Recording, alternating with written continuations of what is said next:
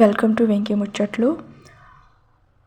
మీకు కొన్ని పుస్తకాలు చెప్పాను కదా, ఆత్మదర్శనం, నోట్స్ ఆఫ్ మోషన్ కానీ హాస్యోపనిషత్, ఇలా ఆ బుక్స్ రాసిన రైటర్ అయిన కాంత్రిస అన్న అన్నయ్యని కలుద్దామని మాట్లాడదాం.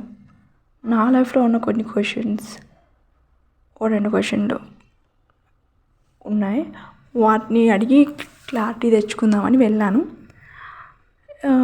సో వెళ్తే అన్నయ్య ఊరు వెళ్ళారంట, 3 days దాకా రాను అన్నారు.